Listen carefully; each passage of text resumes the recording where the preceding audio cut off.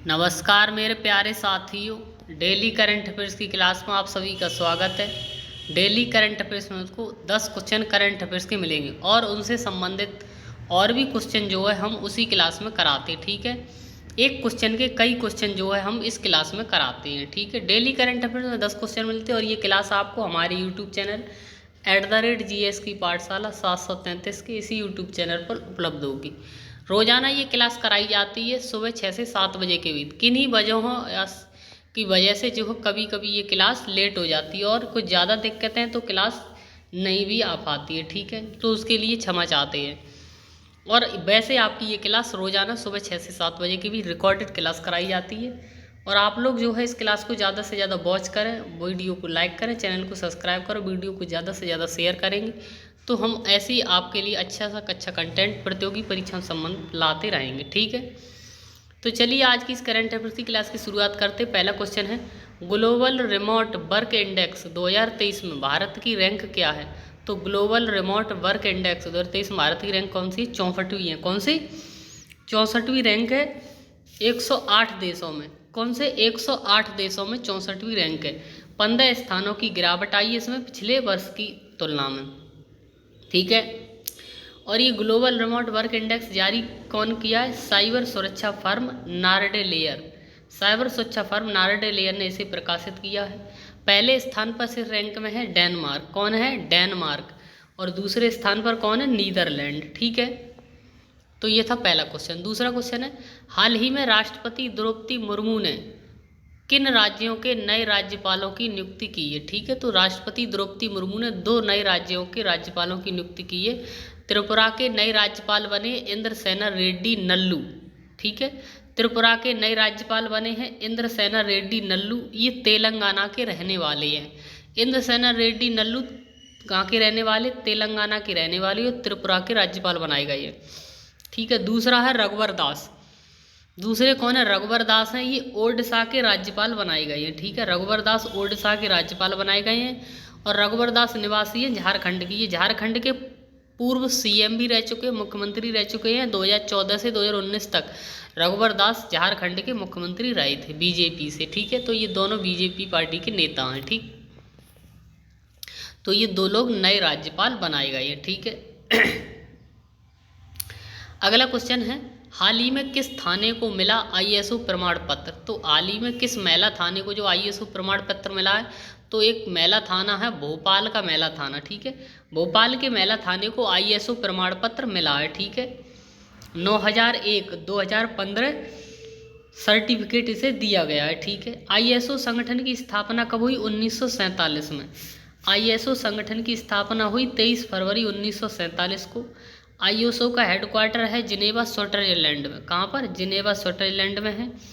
और ISO के अध्यक्ष हैं वर्तमान में उल्रिको फ्रेंके। उल्रिको फ्रेंको वर्तमान में इसके अध्यक्ष है।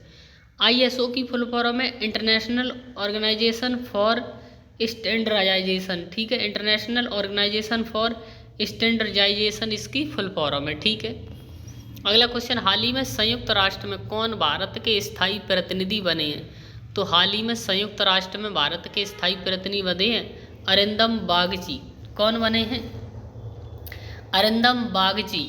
ठीक है, अरिंदम बागची जो है भारत के स्थायी प्रतिनिधि बने हैं संयुक्त राष्ट्र में, जो विदेश मंत्रालय के प्रवक्ता थे। अरिंदम बागची विदेश मंत्रालय के प्रवक्ता थे और ये 2020 से जो है भारत के विदेश मंत्रालय के प्रवक्ता हैं।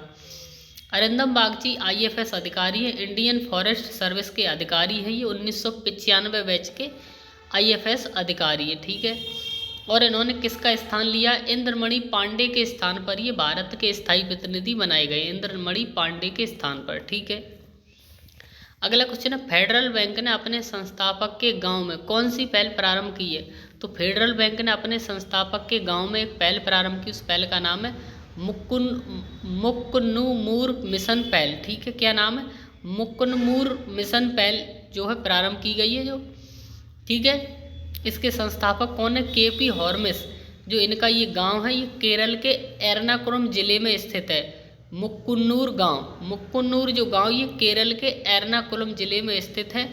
और इस फेडरल बैंक के संस्थापक थे KP हॉर्मिस। इनकी 106वीं जयंती पर जो है इस पहल का प्रारंभ किया गया इनके गांव में, ठीक है, मुकुन्नूर गांव में।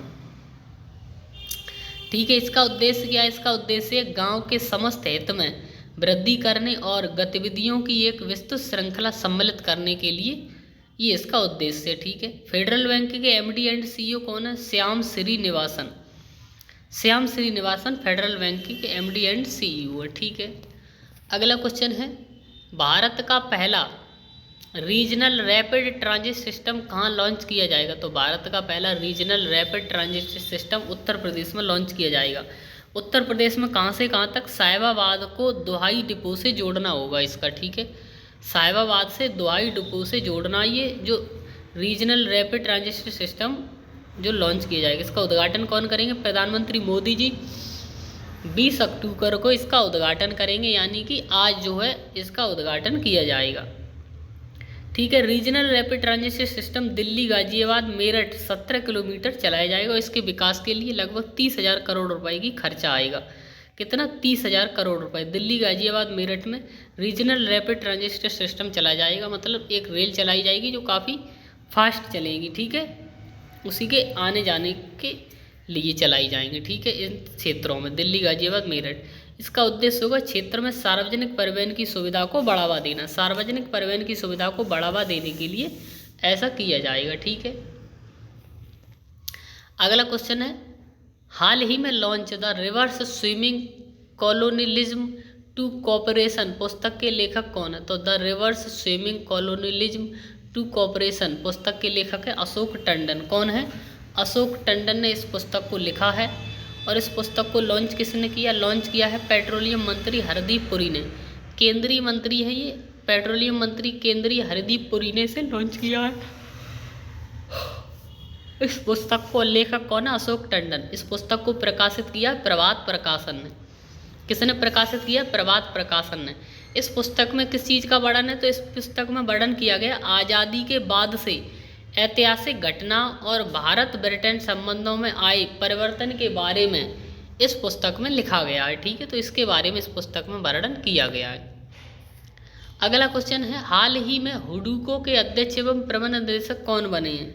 तो हाल ही में हुडूको के अध्यक्ष और प्रबंध निदेशक बनाए गए संजय कुलश्रेष्ठ। कौन बने? संजय कुलश्रेष्ठ। हुडूको के अध्यक्ष और प्रबंध निदेशक बने संजय कुलश्रेष्ठ बने हैं। इन्हें 32 वर्षों का अनुभव है।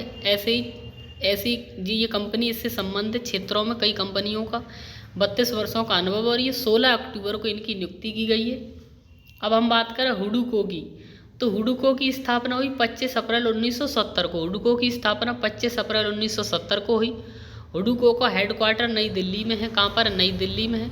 और हुडूको की फुल फॉर्म है housing and urban development corporation limited. हुडूको की फुल फॉर्म क्या है? Housing and urban development corporation limited इसकी फुल फॉर्म है। ठीक है, अगला क्वेश्चन है, हाल ही में काटी बिहू उत्सव किस राज्य में मनाया गया?